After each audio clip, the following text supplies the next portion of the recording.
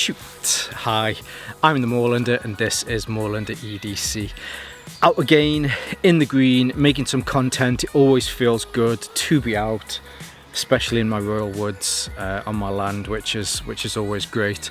But what we're here today to look at is a watch from a company that I've had my eye on for a bit, and I think if you're a fan of watches, of timepieces, and especially a fan of just new and improving kind of tech that's coming out for your wrist, hopefully you'll have come across a company called Amazfit.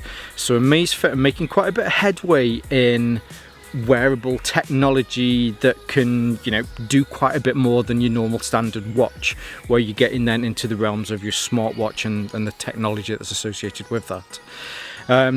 And being the brave man that I am, instead of going 100% in and getting something that would be quite expensive to test out whether I'd like it or not, I went in budget. Okay, this is the Amazfit Neo, and this is the cheapest watch that you can get from the Amazfit range.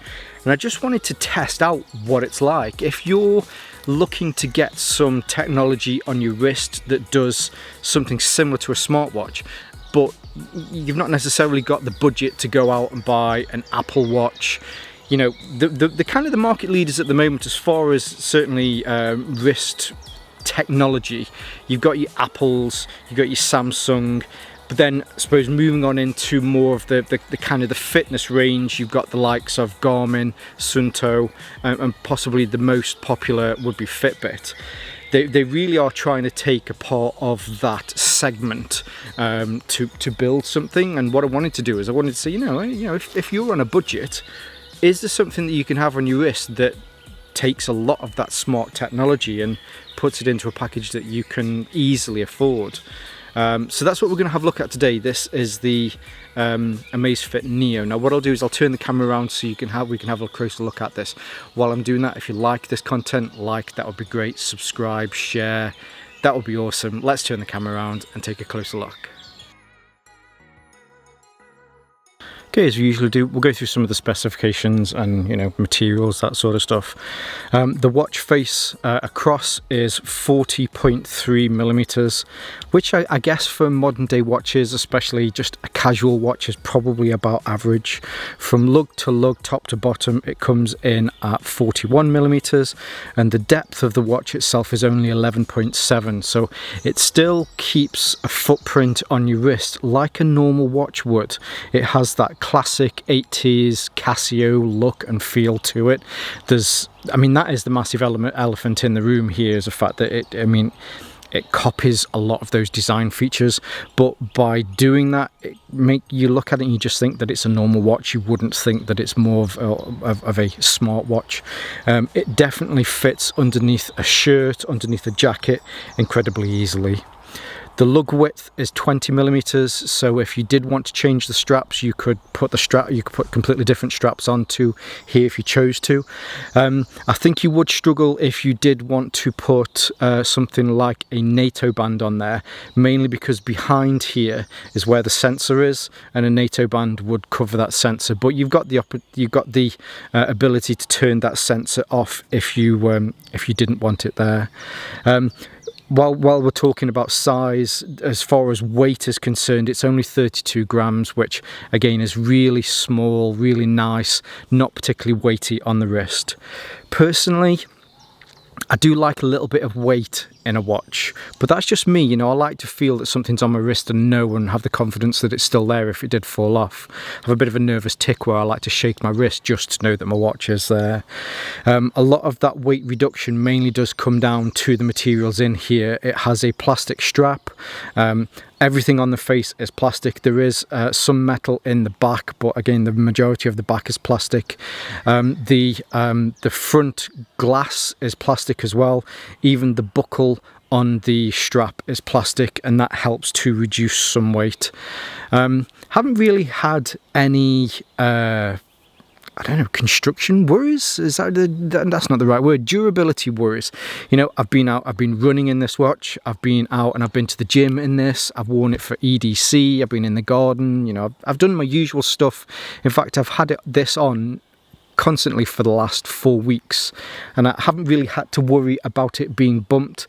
There are no scuffs on it. The plastic that's on there does feel like good durable plastic. One thing that I did forget to mention is it has a 1.2 inch LCD display on the front and is waterproof down to 50 meters or 5 atmospheric pressures. Now that's not to say that you can take this and swim down 50 meters. 5 atmospheric pressures or 50 meters really means that you can swim in it. Definitely don't go diving in it, and it's perfectly fine to sweat in if you are going to the gym, and it's also perfectly fine to use in the shower and that sort of stuff as well. Now, as previously mentioned, the Neo does take some design cues from another very popular Casio watch. This is the Casio World Time. It's a very nice and also great budget watch that has that amazing retro look. It's also referred to as the Casio Royale because it looks very similar to the watch that James Bond wore in Casino Royale. I did a review on this. I'll leave a link to this at the end. But yeah, it definitely takes some cues from those retro 80s Casio watches, which, I certainly don't hold against them. They're very popular watches, and I think if you're after a retro watch, then this definitely emulates those styles but with a newer modern kind of flair on it. Functions wise, there are 4 functions. You have a select, a back, an up and a down, and this takes you through the information that's here at the top. So if I bring this a little bit closer, hopefully you'll be able to see that you've got time with seconds, you have a date, a day, a date, and then in this little circle here tells you what mode or what view it's in, and then it will show you the information. So at the moment it's in steps, and you can see that so far today I've done 942 steps. The steps are counted through the technology that's inside. So this has an optical heart rate monitor, which will give you your heart rate, hopefully as you'd expect.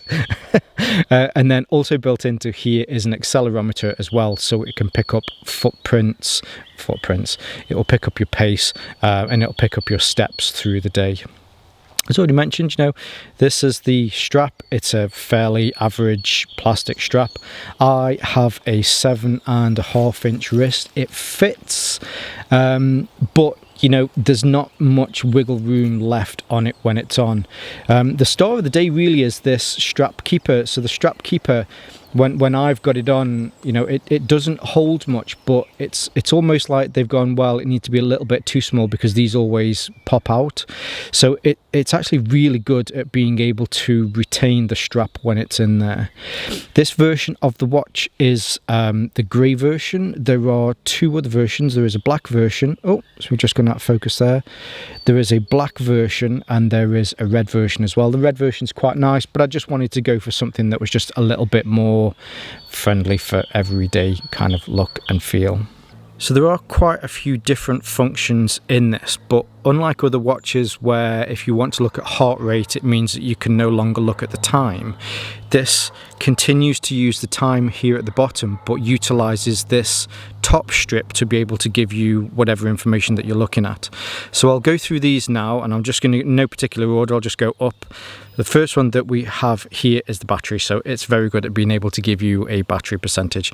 It's a shame, if I could change anything about it, I'd like to be able to get something of the battery on the main screen rather than having to go through here, but for me on this one it's just a simple click up and I can see how much battery there is left. The battery in this, by the way, is a 160 milliamp hour battery. It's a lithium ion battery, so they're a little bit better than the nickel metal hydride batteries that they used to use. It says on the website, it states that you can get up to 28 days worth of battery out of this. A lot of that depends on how many features that you've got going.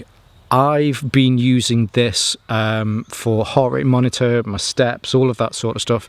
I've turned off the notifications. I'm not particularly interested in notifications on my watch, and I'm getting roughly 8 to 9 days out of each battery or having to top it up.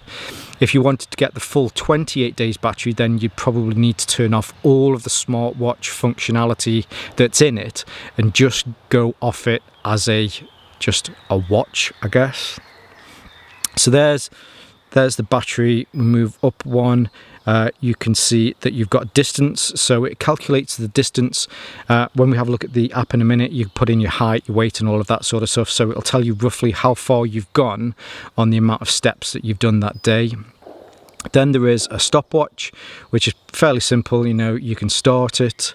There are 9 split times. Hopefully you can see under there, these are split times, so you can set those, stop it. You know, you can go up and down through your split times so that you can see those, reset that to carry on. Next up is your alarms, so you can set alarms through the app, which we'll have a look at again in a second, and it'll give you all of those. But you can also set an hourly alarm, which I think is great. All watches like this really should have an hourly alarm, which I really do appreciate on Casio watches. Then we have what they call Pi. Now Pi is Amazfit's metric on how much activity you do during the week. So it works out dependent on your heart rate, dependent on your steps. If you've been for a run, it automatically decides, yes, you must be running now, and it tracks that as well. So it's their metric on your activity. Now what they say is, if you can stay roughly at around about 100 or more, then that is very good. And it recalculates it each week, and you can see, again, you can see more on the app. Then there is the heart rate monitor, which, you know, at the moment, because I've got this on my wrist, it's probably quite low. Then you have calories burnt during the day. You then have the temperature, which you can set. Again, you can set your weather from your from the app. There is a world time. To go through the world times, here at the moment I've got it on New York, but you can switch them through the select button. London, Moscow, I'm guessing that's Beijing, and then there's Tokyo as well, and Sydney. So you can go through all of these, but you can set which time zones you want to have shown. So maybe you only need, say, I don't know, Boston and Auckland. Then you can just have those 2 watches for East America and New Zealand. And then last but not least, it brings you back round to your steps. Now all of these you can control. So a lot of these I actually don't have turned on because there's a few of them that I'm just not particularly interested in, and you can do this all through the app. So the watch itself syncs and connects with the Zepp app, which you can download through iOS or Android. Actually, while I'm talking about this, so it connects to your phone with using Bluetooth 5.0, so it connects with, you know, pretty much any device. But on here, as far as metrics, you can see, hopefully you'll be able to see at the top here the amount of footsteps I've done today, calories, the amount of sleep time that I've got, and then what you can do is you can drill down into some of these metrics again by clicking on anything. There you can see you've got my footsteps, which you can look at weekly, monthly. If you've used any other app on smartphones for these styles of devices, it's very similar. You click on anything, there's the calories, and it shows you, so you can see on the days, particularly that I went for a run, here I went for a run, and then you can switch that to a weekly review. Sleep as well, which you can get through a lot of these others, but if I click on sleep here, sorry, that's my fault, it gives you all of your sleep patterns.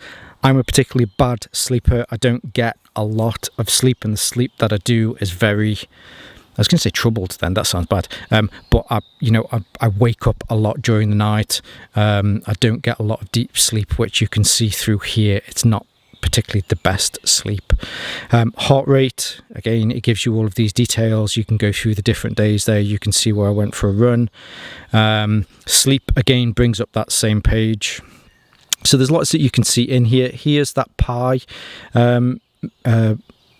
information on the days. It gives you particular days and scores when you've done more activity more than certain days, so that you can, activity is just about going out and doing stuff, isn't it? So it's just their measurement on whether or not you've been particularly active that day.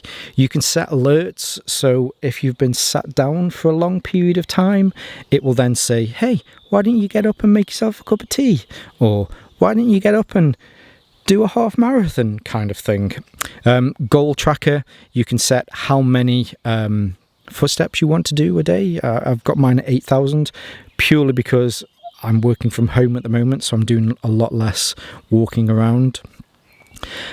So all of this is on that main screen. It's very easy and simple to use. You can also swipe up from here, so if you know you're going for a run, because there's no GPS built into the actual the watch itself, you can use it assisted with your mobile phone. So you hit start, go for a run if this is in your pocket. What I found is, whilst I've been running with this, the way in which it works out with the accelerometer and the amount of steps that you've done is, I'd say, okay. If I do last Sunday I did 8.5k. It said that I'd done about 8.1k, which, when you think it's only an extra 400 meters, I'd say that's pretty good for a device that isn't using any GPS. What you can also do in here is also you can decide on whether you want to set alarms, if you want to find the device. You can set your targets, whether or not you get incoming, oh, has that gone out of focus? Incoming app alerts, all of that sort of stuff. And then here on the end bit, this is more about you and the watch itself.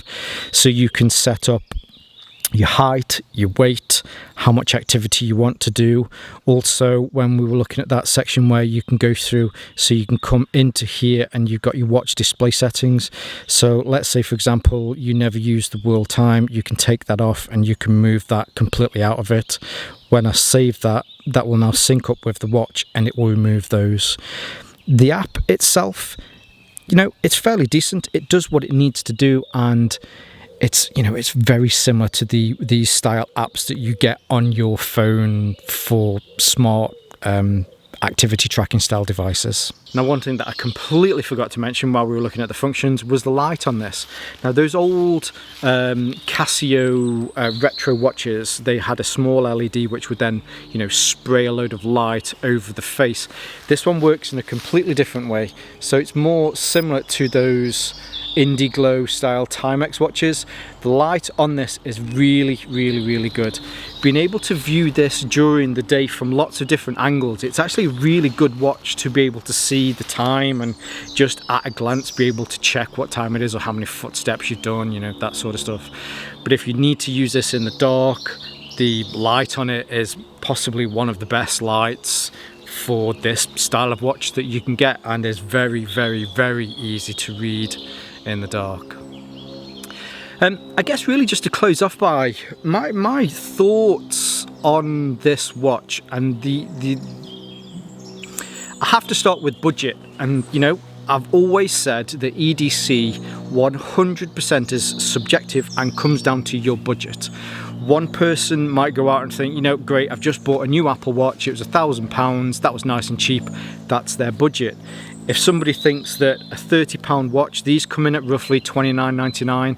I think in the US, they're about the same, they're about $20 up to $30.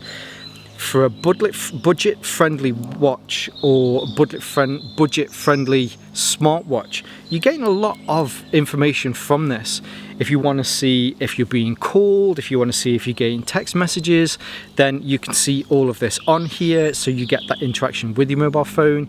You can check your heart rate, you can check the amount of footsteps you've done during the day, you can check roughly how many calories you've done. There is an awful lot of technology and features pushed into this small budget-friendly timepiece. If you want to turn some of those off, like I do, I'm not that particularly interested in people being able to call me. I've got my phone with me there, I can see it on my mobile phone. You can turn a lot of those features off and just have some of the bare essentials like heart rate and footsteps, and it will make that battery last a little bit longer. One of the things that I'd possibly change about this, if I could, it'll always be great to have a large battery. That would be great. Some people go as far as to say, it'd be nice to have some memory on there so I could store some stuff, but I'm not particularly interested in that.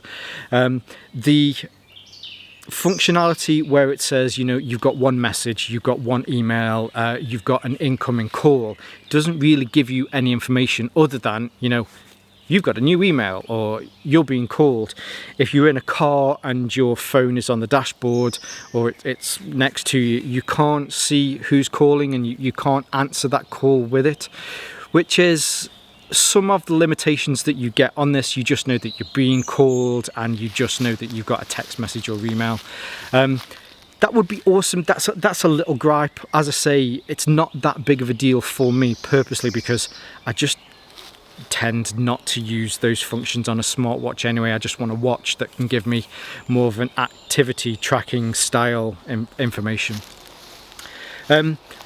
I think this is great, I really do. I'm glad that I went for the budget-friendly version because I'm just very impressed with what you can get from this. This has been on my wrist now non-stop through the last 1 month. In fact, you could see while I was clicking on the data on the app there that it's been on here for a month. I have missed some of my other watches, but that's only because of the rotation that I go through on a weekly, fortnightly basis on changing my watches. As far as actually using this is concerned and having it on my wrist, I've not actually missed any of my other watches. It's done a very, very, very good job of doing all of the things that I need it to do. And I hadn't thought about this before today, but because this is so budget friendly, I'm going to do a giveaway. It will be for one of these watches. It's open worldwide. What I'll try and do is, depending on who the winner is, I'll try and purchase one locally to you and have it shipped to your address from the country that you're in. It'll probably be a lot cheaper. All you'll need to do to enter this giveaway is go to the community tab. So as soon as this launches, go to the community tab and you'll see the thumbnail that I've used for this in the community tab. And you've got 3 options. So your option is grey, black or red. So depending on which version you would prefer, go to this image in my community tab and comment in the community tab which version that you'd like, grey, black or red, and then I will give it 3 weeks. I'll leave the date here that I will choose that, and at the end of those 3 weeks I'll randomly pick one person out of there and you'll be able to win the colour of the watch that you wanted, and I will get in touch with you and I'll send it out to you. That's how much I'm impressed with this. You know, it's just a very useful and budget-friendly watch. Okay, so I'll leave some affiliate links. There will be some affiliate links in the list below. This was purchased with my own money. This wasn't sent to me by Amazfit, although I'd love to test out some more. If you're watching Amazfit, you know, get in touch. And there'll be some other links in the description below so you can see more from me. Don't forget to like, don't forget to share, don't forget to like, subscribe and share. But for now, stay safe, stay Moorlander and stay EDC.